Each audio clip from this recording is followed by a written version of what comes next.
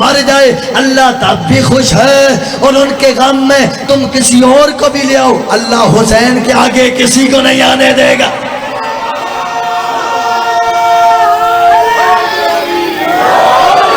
آپ سلامت رہیں، آپ کی زندگیوں اللہم صلی اللہ جی۔ تو لہٰذا یہ جتنی کوشش کرتے ہیں کرنے دیں، اور صاحبان گرامی قدر یاد رکھیے، میں نے عرض کیا غم کے دن لا سکتا ہے کوئی بھی، لا سکتا ہے غم کا دن بتا سکتا ہے کوئی بھی بتا سکتا ہے۔ کمال یہ ہے کہ جن کا غم بڑے اچھل کے منا رہے ہو، کمال یہ ہے کہ جن کے غم لال لاکھ کے دکھا رہے ہو، بھائی کسی کی ولادت بھی تو دکھا دو تاکہ ہمیں بھی پتا چلے۔ جن کے مرنے کا تمہیں دکھ ہے ان کے آنے کی بھی خوشی ہے، ہمیں پتا ہے تم کبھی کسی کی ولادت نہیں دکھا پاؤ گے، اس لیے ولادت کا اسی کا پتا ہوتا ہے جس کی ولدیت کا پتا۔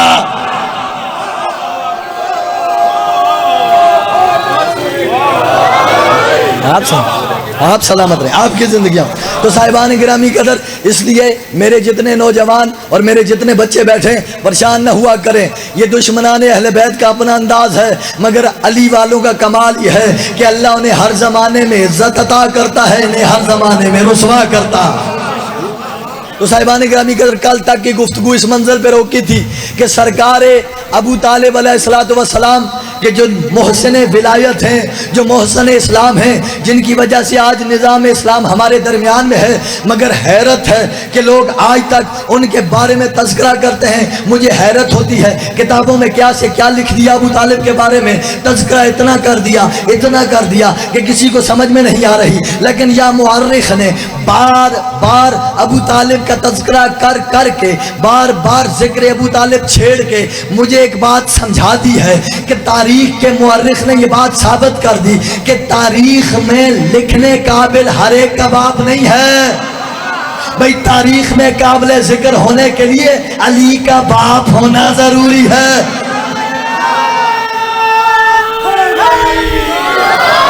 اچھا ایک جملہ اور کہتا ہوں، اللہم سارے مل کے باواز بلند صلوات پڑھیں گے۔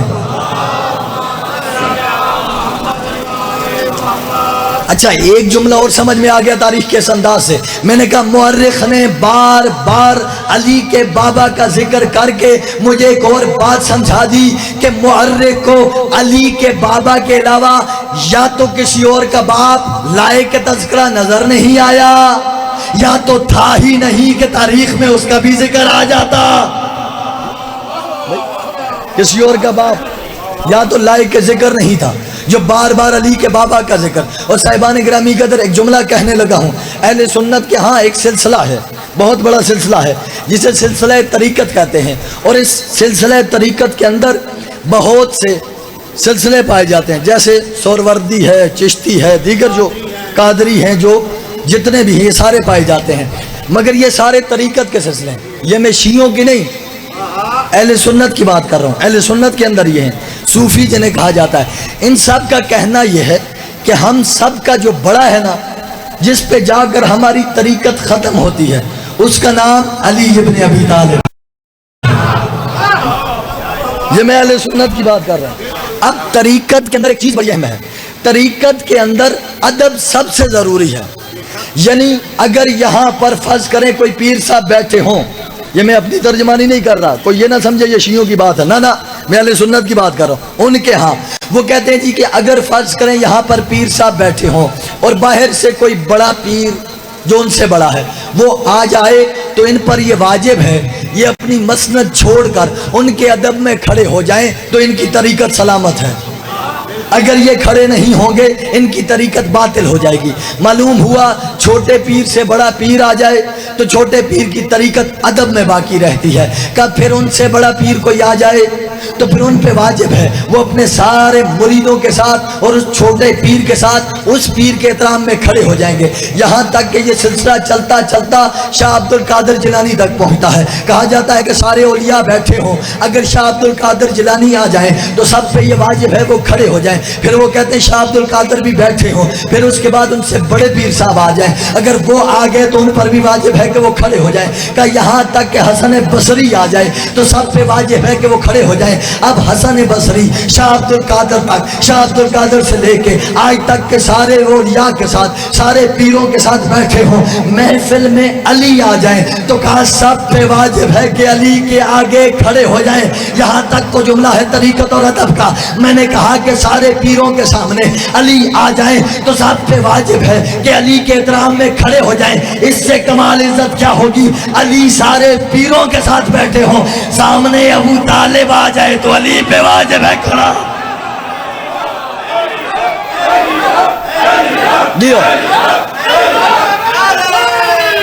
یا آپ سلامت. میں اس سے بڑا ادب کا جملہ کیا کہوں؟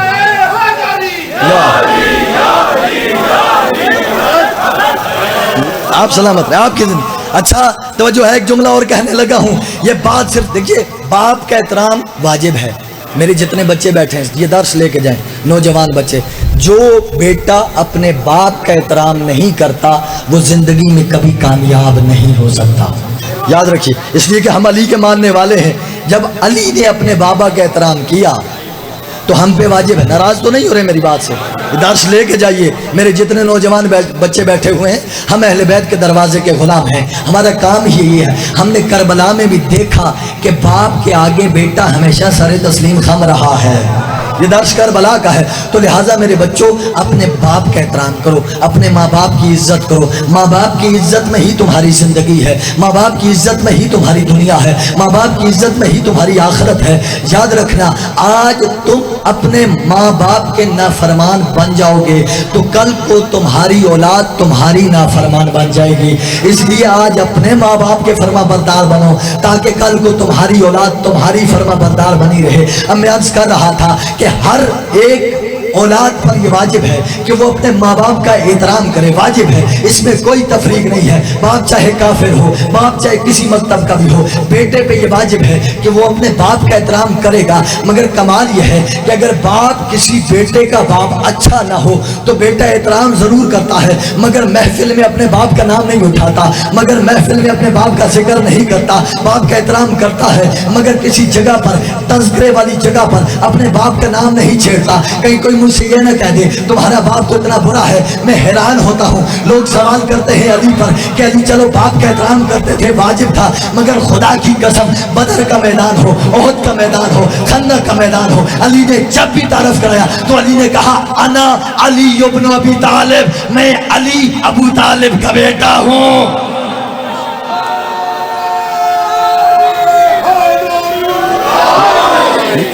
حالانکہ بدر میں مشرکین سے لڑ رہے تھے، احد میں کفار سے لڑ رہے ہیں، خندق کے اندر علی مشرکین و کفار سے لڑ رہے ہیں. میں کہوں گا یا علی، رسول کے لشکر میں آئے ہیں، رسول آپ کے بڑے ہیں، آپ کو چاہیے تو یہ تھا یا میدان میں اترتے ہی اپنا رجس پڑھ کے کہتے انا علی، میں علی ہوں، اخی رسول، رسول کا بھائی ہوں، میں علی ہوں، وصی رسول ہوں، میں علی ہوں، خلیفہ رسول ہوں، میں علی ہوں، جانشین رسول ہوں، میں وہ ہوں جسے نبی نے اپنا بھائی کہا ہے، میں وہ ہوں جسے نبی اپنے سب سے زیادہ محبوب سمجھتے ہیں. مگر آپ نے نبی جیسی شخصیت کے ہوتے ہوئے یہ کیوں کہا انا علی ابن ابی طالب، میں علی ابو طالب کا بیٹا ہوں؟ عجب نہیں علی جواب دیں. میں قیامت تک کے آنے والے ہر بندے کو بتا دینا چاہتا ہوں کہ جب علی کفار اور مشرکین کے سامنے لڑتا ہے تو باپ کا نام چھپاتا نہیں، فخر سے بتاتا.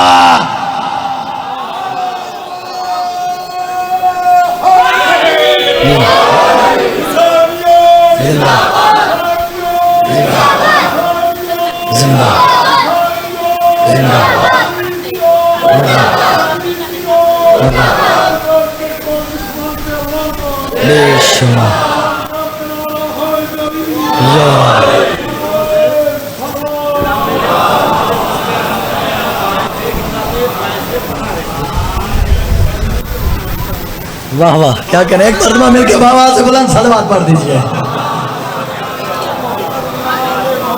مقدر کی بات ہے، نصیب کی بات ہے. بھائی جنہیں اپنے باپ نہیں ملتے انہیں کیا پتا ابو طالب کیا ہوتا ہے. آپ سلامت، آپ کی یہ مقدر کی بات ہے. صاحبان گرامی قدر دیکھیے، تکلیف اس سے ہوتی ہے جسے اپنا کوئی نہ ملے. وہ ہمارے آپ کے پنجاب کے بڑے مشہور خطیب ہیں तलहाड़ा साहब, अली नासर हुसैनी तलहाड़ा साहब, वो कहा करते थे कि अगर किसी बूढ़े आदमी की शादी ना हो, सारी ज़िंदगी कुंवारा रह जाए, हर बंदा रास्ते में जाती हुई बारात को ये कहता है यार इनको रास्ता दो, इन्होंने किसी की बच्ची लानी है, अपने घर लेके जानी है। सारे रास्ता देंगे, वो रास्ता नहीं देगा, क्योंकि उसके अपने मुकद्दर में ये नहीं था, तो अब उसे दूसरे को देख के तकलीफ होती है। अबू तालिब से हर एक को तकलीफ नहीं होती, उसी को होती है जिसके अपने बाप का पता नहीं होता। आपकी जिंदगियों तो साहिबान गिरामी का दराज कर रहा था, ये सरकार अबू तालिब। अब एक मंजल मैंने आपके सामने रखनी है। अल्लाह ने कुरान मजीद फुरकान हमीद के अंदर इरशाद फरमाया है, बिस्मिल्लाहिर्रहमानिर्रहीम, हल जज़ाउल एहसान इल्लल एहसान। एहसान का बदला जब भी होगा एहसान होगा, यानी अगर कोई आप पे एहसान करे तो बदले में आपको भी उस पर एहसान करना होगा। यही कुरान की तालीम है, यही इस्लाम की तालीम है, यही दीन सिखाता है कि नेकी करो तो बदले में नेकी करो, कोई अच्छाई करे तो बदले में अच्छाई करो। तो साहिबान गिरामी कदर, अब ये तो कुरान ने असूल दिया। अब एक ऐसा मकाम आया कि जब मुस्तफ़ा परवान चढ़ चढ़ के जवान हुए, अब जवान हुए तो मुस्तफ़ा की शादी का वक्त करीब आया, तो सरकार ने अपना वली बनाते हुए अपने चचा अबू तालिब से कहा कि आप मेरी जानिब से जाइए, मेरा रिश्ता मांगिए, मेरी शादी करवाइए। अब सरकार अबू तालिब ने हजरत मुस्तफ़ा की शादी करवाई, और शादी में शिया हो, सुन्नी हो, देवबंदी हो, बरेलवी हो, जिस मकतबे फिक्र का आलिम हो, जाके ये पूछिएगा कि जब जनाबे खदीजा के साथ सरकार खत्मी मर्तबत का निकाह हुआ था तो वो निकाह किसने पढ़ा था? वो बेसाख्ता कहेगा कि सरकार की तरफ से अबू तालिब ने पढ़ा था। तो फिर इतना पूछ लेना कि जब मुस्तफ़ा का निकाह पढ़ रहे थे क्या काफिर थे या मुसलमान?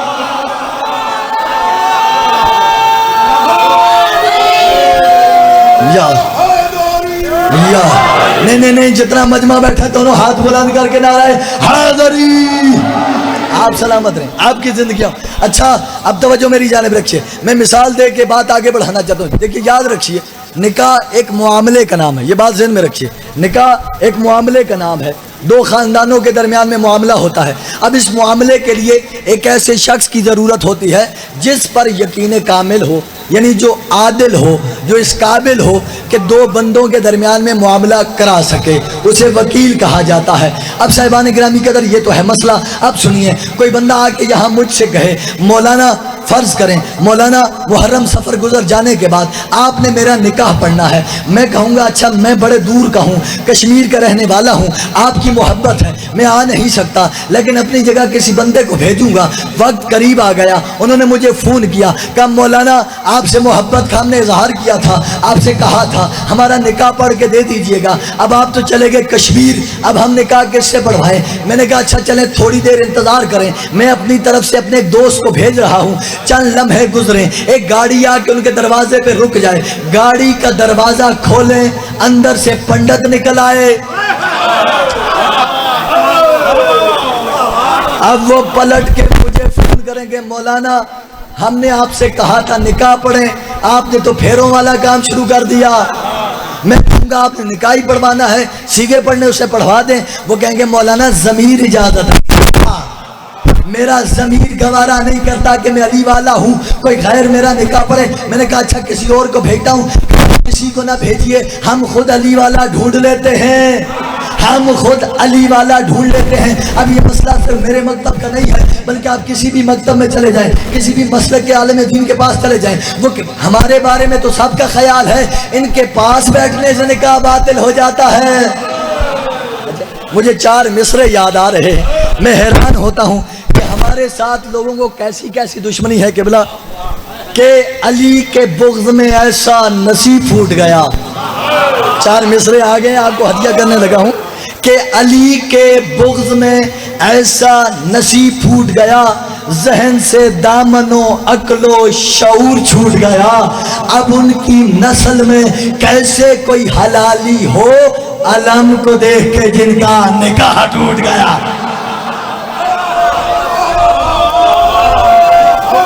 मैं दोबारा पढ़ दूँ, मैं सलामत रहे भाई। अली के बुग़्ज़ में ऐसा नसीब फूट गया, ज़हन से दामनो अक्लो शऊर छूट गया कि अब ان کی نسل میں کیسے کوئی حلالی ہو علم کو دیکھ کے جن کا نکاح ٹوٹ گیا.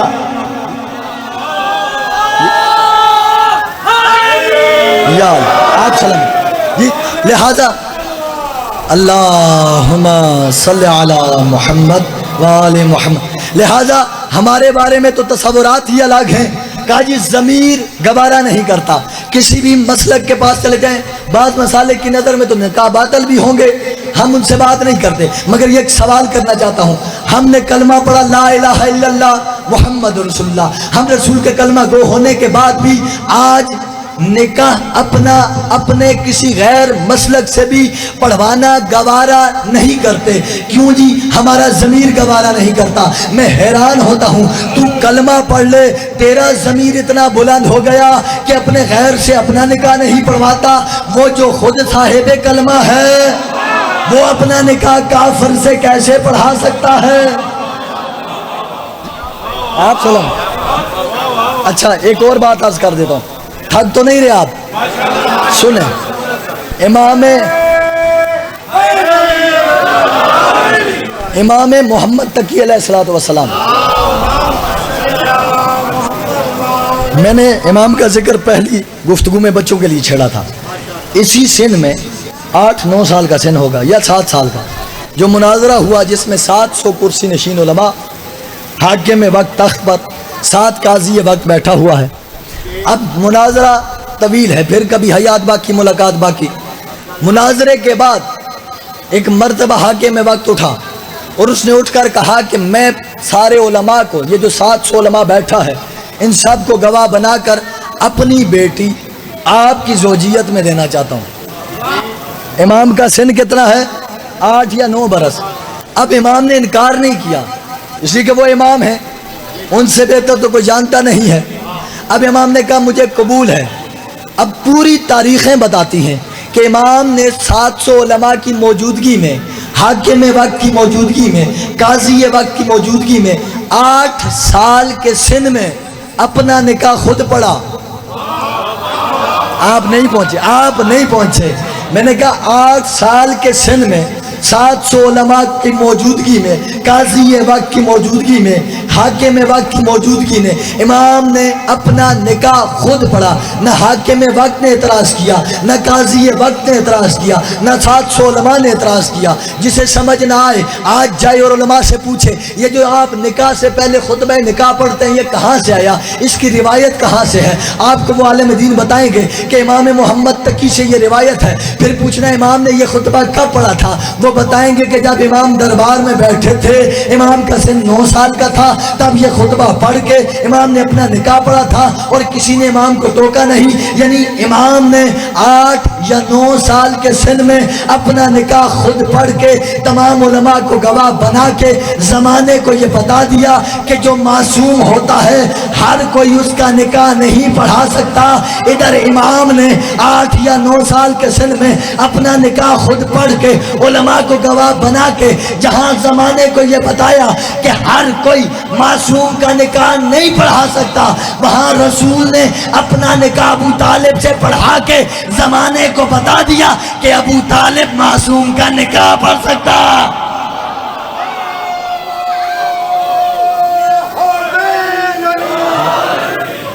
یا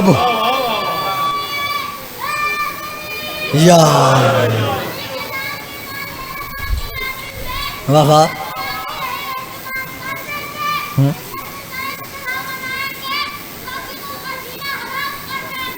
واہ واہ واہ واہ, کیا کہ یا مولا اس بچے کو سلامت رکھے, ماں باپ کو نصیب ہو یہ بیٹا. ہر جتنے بچے میرے بیٹھے ہیں اپنے ماں باپ کو نصیب ہو. تمام بچوں کی صحت و سلامتی کے لیے ایک مرتبہ مل کے باواز بلند صلوات پڑھیے گا. توجہ ہے؟ بس میں آج کی گفتگو کا آخری جملہ کہنے لگا ہوں, توجہ میری جانب رکھیے گا. صاحبان گرامی قدر, اچھا سرکار ابو طالب نے نکاح پڑھایا, یہاں تک بات پہنچ گئی.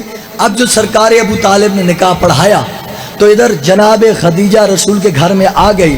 اب حل جزاء الاحسان الا الاحسان, احسان کا بدلہ احسان ہونا چاہیے. اللہ نے جناب خدیجہ کے ذریعے رسول کو ایک بیٹی دی کہ جو بیٹی معمولی نہیں تھی. جس کی وجہ سے یہ کائنات باقی ہے، آج ہم باقی ہیں۔ اب وہ بیٹی جب جوان ہوئی، توجہ میری جانب رہے، تو ایک مرتبہ پروردگار عالم کی طرف سے وحی آئی، جبرائیل آئے، آ کر پیغام دیا، اے میرے پیارے حبیب، اے میرے نبی، اے میرے رسول، ہم نے آپ کی بیٹی فاطمہ کا نکاح عرش پہ علی کے ساتھ پڑھ دیا ہے، آپ فرش پہ پڑھ دیجئے۔ اب توجہ میری جانب رہے، اللہ نے کہا عرش پہ میں نے پڑھ دیا ہے، فرش پہ آپ پڑھ دیجئے۔ اب رسول گرامی اسلام نے علی کا نکاح جناب سیدہ سے پڑھا، توجہ میری جانب رہے، ادھر نکاح زمین پر ہوا، ادھر عرش پر ہوا۔ میں نے کہا پروردگار عالم، نکاح ہی پڑھوانا تھا یا نبی سے پڑھوا دیتا، یا خود پڑھ دیا تھا، کہہ دیتا میں نے نکاح پڑھ دیا۔ یہ دو نکاح کیوں؟ کہ ہم نے ابو طالب کا احسان اتارنا تھا، ابو طالب نے ہمارے مصطفیٰ کا نکاح پڑھا ہے، اب ہم نے احسان کیسے اتارنا ہے؟ ہم نے دو نکاح پڑھے ہیں، ایک نکاح خصوصی ہے، ایک نکاح عمومی ہے۔ وہ جو خصوصی نکاح ہے ہم نے اس سے نسل معصوم چلانی ہے، وہ جو عمومی نکاح ہے اس سے نسل سادات چلانی۔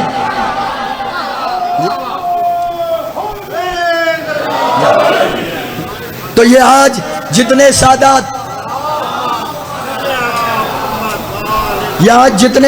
بیٹھے ہیں، یہ سارے وہ سادات کرام ہیں کہ جو ابو طالب کی وجہ سے ہیں۔ اب جملہ میں کہنے لگا ہوں، میں جس جملے کے لیے محنت کر کے آیا کہ ادھر نسل رسول جاری ہوئی، ایک خصوصی نسل، ایک عمومی نسل، خصوصی نسل معصومین کی صورت میں، عمومی نسل سادات کی صورت میں۔ اب توجہ میری جانب رہے، رسول نے اپنی زندگی میں کتنے نکاح کیے؟ 11 یا 13، اتنے نکاح مشہور ہیں نا جی، اہل سنت کے ہاں 13، ہمارے ہاں 11۔ اب 13 مان لیجئے یا 11، آپ کی اپنی مرضی ہے، مگر رسول کی ذریت چلی ہے ایک نکاح سے، باقی آپ 12 مانے یا 10 مانے، وہ سارے نکاح رسول نے خود پڑھے تھے، رسول نے کسی سے نہیں پڑھوائے۔ بھائی کسی سے پڑھوائے ہیں تو مجھے بتا دے۔ بھائی اللہ کے بڑے بڑے جلیل القدر صحابہ موجود تھے، مگر کسی سے نکاح نہیں پڑھوایا۔ اسلام کے بعد بھی کوئی نکاح پڑھنے کے قابل نہیں ہوا۔ یہی زمانے میں تو ابو طالب میں فرق ہے، جو اسلام کے بعد بھی رسول کے برابر نہ ہو سکے وہ اور ہوتا ہے، اسلام سے پہلے رسول کی جس کی گود میں ہو وہ ابو طالب ہوتا۔ کہاں رسول، کہاں یہ امتی؟ اب صاحبان گرامی قدر کو 10 نکاح رسول نے خود پڑھے، مگر اللہ نے اس 10 میں سے کسی سے بھی نسل نہیں چلائی، نسل اسی نکاح سے چلی جو حضرت ابو طالب نے پڑھا۔ میں نے کہا پروردگار عالم، حبیب خدا نے خود اپنے نکاح پڑھے تھے، ان میں سے کسی سے نسل چلا دیتا، تو نے اسی نکاح سے کیوں نسل چلائی کہ جو نکاح ابو طالب نے پڑھا تھا؟ عجب نہیں جواب آئے کہ اگر میں ابو طالب کے پڑھے ہوئے نکاح سے نسل نہ چلاتا تو زمانہ یہ فکر کرتا کہ بھتیجے نے محبت میں چچا سے نکاح پڑھوا دیا، میں نے نسل کو ہی ابو طالب کے پڑے ہوئے نکاح میں رکھ کے زمانے کو بتا دیا مصطفیٰ کو بھی ابو طالب کا نکاح پسند ہے، اللہ کو بھی ابو طالب کا نکاح پسند۔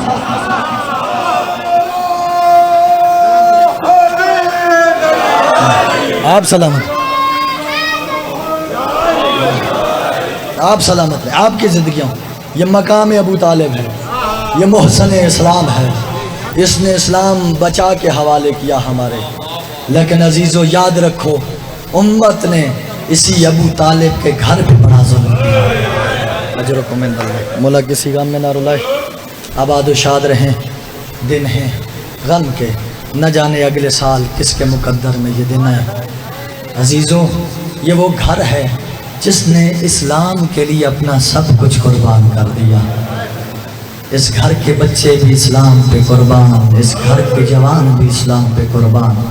بس عزیزو آج آؤ مل کے پرسہ دیتے ہیں حسین کو، ان بچوں کا کہ جن بچوں کے بارے میں ان کی ماں کہا کرتی تھی، میرے بچوں یاد رکھنا تم ہو تو میرے بچے، لیکن ہمیشہ یاد رکھنا تم ہو حسین کے بچوں کا صدقہ۔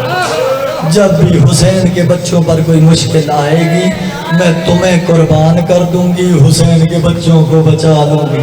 اجرکم عند اللہ۔ بس عزیزو جب جناب سیدہ اپنے گھر سے نکلنے لگی نا، بی بی زینب عالیہ، اور جناب عبداللہ ابن جعفر طیار سے اجازت طلب کرنے آئی، عجیب جملے کہے، کہ عبداللہ میں مانتی ہوں کہ آپ مریض ہیں، عبداللہ مجھے پتہ ہے کہ آپ چل نہیں سکتے، لیکن میری مجبوری ہے، کیا کروں؟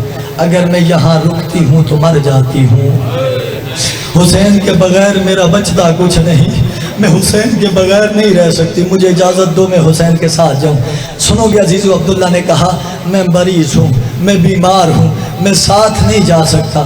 اے علی کی بیٹی میں تجھے روکوں گا نہیں، بس ایک التجا ہے میری طرف سے، یہ میرا بیٹا لے جا، اسے میری طرف سے قربان کر دینا۔ سنو گے عزیزو، بی بی نے کہا پھر ایک نہیں دونوں لے کے جاؤں گی، تاکہ حسین کو پتا چلے زینب نے اپنی نسل حسین کی نسل پہ قربان۔ اجرکم عند اللہ، جو رونے آئے ہو بس میں تو ماحول بنا رہا ہوں، مقدر اپنا اپنا ہے، جس کے دل میں قبر حسین ہے وہ یقیناً خود رو پڑے گا۔ عزادارو سنو گے، اب اجازت مل گئی، بچوں کو ساتھ لیا، لے کے آ گئی آقا زادی، سارے سفر میں ساتھ ہے، جہاں بیٹھتی ہے اپنے بچوں سے پیار کرتی ہے، ایک ہی بات سمجھاتی ہے، میرے بچوں یاد رکھنا اپنے ماموں پہ قربان ہو جانا، ایک لمحے کی دریغ نہ کرنا، کہیں ایسا نہ ہو حسین کے بچے قربان ہوتے رہے، زینب کے بچے دور رہ جائیں۔ اگر تم نے ایسا کیا میرے بچوں یاد رکھنا میں تمہاری ماں ہوں، قیامت تک تمہاری طرف رخ نہ کروں گی، اپنا منہ تمہیں نہیں دکھاؤں گی، اپنا دودھ تمہیں نہیں بخشوں گی، ہمیشہ کوشش کرنا حسین پہ قربان ہو جاؤ۔ بس عزیزو سفر گزرتا گیا، بی بی اپنے بچوں کو سمجھاتی آئی، یہاں تک کہ شام غریبہ ہو گئی، یہاں تک کہ شب عاشور ہو گئی۔ یہاں شب عاشور میں ہر ماں اپنے بچے کو سمجھا رہی تھی، کل قربانی کا دن ہے، آ میرے بچے میں تجھے سمجھاؤں، تیار کروں۔ کوئی ماں اپنے بچے کو شیر کہہ رہی تھی، کوئی ماں اپنے بچے کو دلاور کہہ رہی تھی، کوئی ماں اپنے بچے کو کیا لقب دے رہی تھی، مگر زینب عالیہ اپنے دونوں بچوں کو سامنے بٹھا کے کہہ رہی تھی بس اتنا یاد رکھنا تم حسین کے بچوں کا صدقہ ہو، تم نے حسین کے بچوں سے پہلے قربان ہونا ہے، اپنی قربانی حسین کے بچوں پہ دینی ہے، تاکہ قیامت میں ماں زہرا سے کہہ سکوں اماں دیکھ تیری زینب نے اپنے بچوں کو حسین کے بچوں کا صدقہ کر دیا۔ اجرکم عند اللہ، اجرکم عند اللہ۔ ساری رات اپنے بچوں کو سمجھانے میں گزری، میرے بچوں کل کا دن قربانی کا دن ہے، ہر کسی نے قربان ہونا ہے، میرے لال پیچھے نہیں رہنا۔ عزادارو سنو گے، بس صبح عاشور کا سورج طلوع ہوا، میدان کارزار سج گیا، فوج سامنے آ گئی، اب ادھر سے ایک ایک کر کے اصحاب جاتے گئے، اصحاب کے بعد انصار کی باری آئی۔ اب روایت بتاتی ہے سب سے پہلا مقتل کا شہید جو انصار حسینی میں سے ہے، شہزادہ علی اکبر بابا سے اجازت طلب کرنے آئے۔ اب جب شہزادے کو اجازت مل گئی نا، یہ خبر خیموں میں دوڑ گئی کہ ایک مرتبہ حسین نے اپنے بیٹے کو اجازت دے دی ہے، اکبر میدان کو جانے لگا ہے۔ جس طرح سے ہو سکتا تھا زینب کے دونوں بچے دوڑے ہیں، دوڑ کر ماموں کے قدموں پہ گرے، رو کر کہتے ہیں ماموں جان پورے رستے میں آج کی رات میں ماں ہمیں سمجھاتی رہی ہے کہ تم حسین کے بچوں کا صدقہ ہو، ماموں ہم صدقے ہیں، ہمیں قربان کر دو، اپنا اکبر بچا۔ اجرکم عند اللہ۔ جو رونے آیا ہے کس بات کا انتظار کر رہے ہو؟ اپنے اکبر کو بچا لو، ہمیں اکبر کی جگہ قربان کر دو۔ بس عزیزو شہداء جانے لگے میدان کی جانب۔ اب دونوں شہزادے ایک مرتبہ آئے، کہا ماموں ہمیں اجازت دو، ہم میدان میں جانا چاہتے ہیں۔ حسین نے اجازت نہیں دی، ایک مرتبہ دونوں بچوں کو سینے سے لگایا، لپٹ کر روئے، کہا میں تمہیں کیسے اجازت دوں، ابھی تمہارے سن بڑے چھوٹے ہیں۔ دونوں شہزادے مایوس ہو کے واپس آ رہے تھے۔ آگے سے ماں نے پوچھا بچوں ابھی تک میدان میں نہیں گئے؟ کہا ہمیں ماموں اجازت نہیں دے رہے۔ اب ایک شہزادے کا دایاں ہاتھ پکڑا، ایک کا بایاں ہاتھ پکڑا، لے کر دونوں شہزادوں کو حسین کی بارگاہ میں آئی۔ کہا حسین آج تک میں نے تجھ سے جو بھی مانگا ہے تو نے اپنی بہن کو انکار نہیں کیا، آج ایک آخری التجا کرنا چاہتی ہوں، آج آخری کچھ مانگنا چاہتی ہوں۔ ایک مرتبہ حسین رو پڑے، رو کر اپنی بہن کی پیشانی کا بوسہ لیا، رو کر کہتا بہن کیا کبھی کبھی ایسا بھی ہوا ہے تو نے اپنے بھائی سے کچھ مانگا ہو اور تیرے بھائی نے تجھے کچھ نہ دیا ہو؟ ارے میں نے تو اپنا اکبر تجھے دے دیا، اب کیا مانگتی ہو؟ کیا کچھ نہیں مانگتی، بس میرے بچوں کو اجازت دے دو، میرے بچے تم پہ قربان ہو جائیں گے، قیامت میں بھی ماں سے کہوں گی میں نے اپنی نسل حسین کی نسل پہ قربان۔ اجرکم عند اللہ۔ بس عزیزو مل گئی اجازت شہزادوں کو، دونوں شہزادے تیار ہو کر آئے۔ اب روایت بتاتی ہے شہزادے اتنے چھوٹے تھے کہ خود گھوڑے پہ سوار نہیں ہو سکتے تھے۔ ایک شہزادے کو مولا امام حسین نے اٹھا کے بٹھایا، دوسرے شہزادے کو مولا عباس نے بٹھایا گھوڑے پہ۔ اب جو دونوں شہزادے میدان کی طرف روانہ ہوئے نا تو سنو گے عزیزانو، ایک مرتبہ فوج اشقیاء میں ہلچل مچی، فوج اشقیاء میں ہلچل مچی کا ایسا لگتا ہے کہ حسین نے قرآن گھوڑے کی زین پہ رکھ کے بھیج دیا ہے تاکہ جنگ روکی جا سکے۔ ابھی یہ ہلچل مچی تھی یا قریب گھوڑوں نے آنا شروع کیا، کسی نے آواز دی یہ گھوڑے پر قرآن نہیں رکھے ہوئے بلکہ ناطق کے قرآن کے نواسے آ رہے ہیں، بلکہ ناطق کے قرآن کے بھانجے آ رہے ہیں۔ وہ دیکھو جعفر طیار کے پوتے آ رہے ہیں، عبداللہ کے بیٹے آ رہے ہیں۔ ایک مرتبہ لشکر میں ہلچل تھی، شہزادوں نے جب آواز دی نا تو ایک مرتبہ لشکر نے گھیرنا شروع کیا۔ شہزادوں نے ایسی جنگ لگڑی کہ دیکھنے والوں کو لگا کہ آج علی کے نواسے میدان میں ہیں، مگر اچانک دشمنوں نے چال چلی، ایک شہزادے کو بائیں جانب لے گئے، ایک کو دائیں جانب لے گئے۔ اب نہ اس طرف کے شہزادے کو اپنے اس بھائی کی خبر، نہ اس طرف شہزادے کو اپنے اس بھائی کی خبر۔ عزادارو اچانک اس نرغے میں ایک آواز بلند ہوئی، السلام علیکہ یا ابا عبداللہ۔ او مامو جان، بھانجے کا سلام ہو۔ حسین اپنی جگہ سے اٹھے کہ میں بھانجے تک پہنچ سکوں۔ سنو گے عزادارو اب منظر کیا تھا؟ زینب عالیہ آگے آ گئی، کہا بھیا کہاں جا رہے ہو؟ کہا میرا بھانجا مجھے صدا دے رہا ہے، میں اپنے بھانجے کی طرف جا رہا ہوں۔ سنو گے عزادارو، زینب عالیہ نے رستہ روک لیا، رستہ روک کر بی بی کہتی ہے حسین جب کوئی چیز صدقہ دے دی جائے نا پھر اسے واپس نہیں لایا جاتا، میں نے اپنے بچے تیرا صدقہ کر دیے ہیں، اب مجھے بچے واپس نہیں چاہیے۔ اجرکم عند اللہ۔ بس عزیزو آپ کے دل آمادہ ہو گئے، آنکھیں نم ہو گئی، دل نرم ہو گئے، اور چلتے ہیں کربلا میں۔ حسین کو پرسا دیتے ہیں حسین کے بھانجوں کا، کیسے حسین پہ کیا منظر گزری ہوگی۔ السلام علی الحسین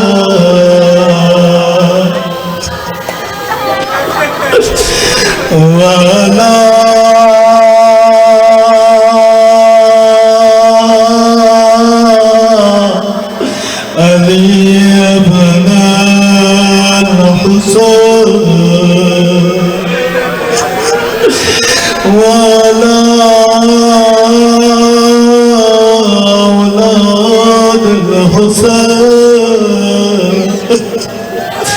اب ایک مرتبہ دوسرے شہزادے کی آواز آئی، السلام علیکہ یا ابا عبداللہ، مامو جان میرا سلام ہو۔ روایت بتاتی ہے حسین ایک شہزادے کی طرف گئے، پہلے اس شہزادے کو اٹھا کے لایا، خیمے کے در پہ چھوڑا، پھر دوسرے شہزادے کی طرف گئے، اسے اٹھا کے لایا، خیمے کے در پہ چھوڑا۔ سنو گے عزیزو روایت بتاتی ہے اس سے پہلے جو شہید کربلا میں آتے تھے سب سے پہلے اس کے جنازے پہ خود بی بی عالیہ آتی تھی۔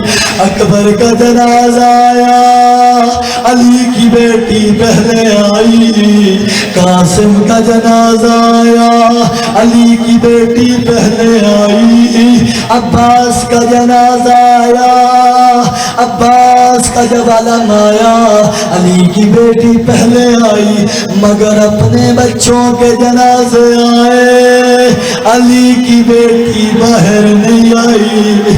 حسین نے کہا میری بہن کہاں ہے؟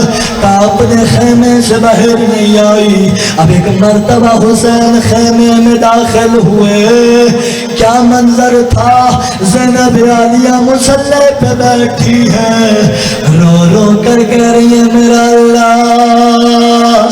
میرے بچوں کی وجہ سے مجھے حسین سے دور نہ کرنا۔ اجرکم عند اللہ، شرمانا نہیں، نہ جانے کس کے مقدر میں ہوگا۔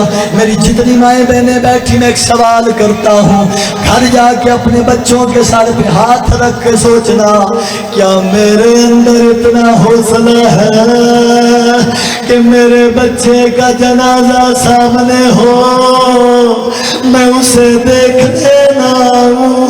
ہائے زینب عالیہ، تیری محبت حسین کتنی بلند ہے۔ اجرکم عند اللہ، اجرکم عند اللہ۔ مولا کسی غم میں نہ رولا ہے، عزادارو سنو گے۔ اب ایک مرتبہ حسین آئے، دونوں شہزادوں کے درمیان میں حسین لیٹ گئے۔ ایک شہزادے کا رخسار اٹھا کے اپنے بائیں رخسار کے ساتھ، دوسرے شہزادے کا رخسار اٹھا کے اپنے دائیں رخسار کے ساتھ رو کر حسین کہتے میرے بھانجو تمہارا ماموں تم پہ راضی ہے، جاؤ حوضے کوثر پہ نانا سے جام کوثر پیو۔ اب سنو گے عزیزو، زینب عالیہ اپنے بچوں کے جنازے پہ نہیں آئی۔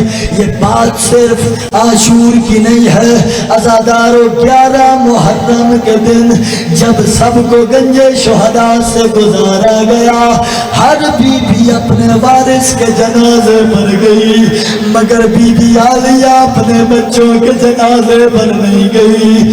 سارے سفر میں اپنے بچوں کو نہیں روئی، اپنے حسین کو روتی رہی، یہاں تک کہ شام کے زندان میں پہنچ گئی۔ زینب اپنے بچوں کو نہیں روئی، حسین کو روتی رہی۔ اب جو سر واپس ملے، ہر بی بی اپنے وارث کا سر وصول کرتی رہی۔ ادھر آواز آئیو نہ محمد کے سر آئے، مگر بی بی نے وصول نہیں کیے۔ اجرکم عند اللہ۔ میں بڑی جلدی آخری منزل کی طرف جانے لگا ہوں، تھک کر نہیں، سن کر۔ اب پرسہ دینا ہے تو بی بی عالیہ کو پرسہ دینا ہے۔ عزادارو کسی منزل پہ نہیں روئی، یہاں تک کہ قید چھوٹ گئی، واپس کربلا آئی، پھر بھی اپنے بچوں پہ نہیں روئی، حسین کی قبر پہ روتی رہی۔ کربلا سے اٹھ کے مدینہ آئی، نانا کے روزے پر آئی، اپنے بچوں کا ذکر نہیں کیا، نانا کو حسین کے درد سناتی رہی۔ نانا کی قبر سے اٹھ کے ماں کی قبر پہ آئی، ماں سے اپنے بچوں کا تذکرہ نہیں کیا، بلکہ حسین کے مصائب سناتی رہی۔ وہ جو کربلا سے لے کے مدینہ تک نہ روئی تھی، ادھر اپنے گھر میں داخل ہوئی، ادھر اپنے گھر میں پہنچی تو کیا دیکھا، سامنے 2 چھوٹے چھوٹے مصلے تھے۔ زینب برداشت نہ کر سکی، کبھی ایک مصلے پہ گرتی، رو رو کے کہتی ہائے تمہاری ماں تمہیں یاد کرتی ہے، کبھی دوسرے مصلے پہ گرتی، رو رو کے کہتی اپنی ماں کو معاف کرنا۔ ماتم حسین محمد آن محمد میرے آن محمد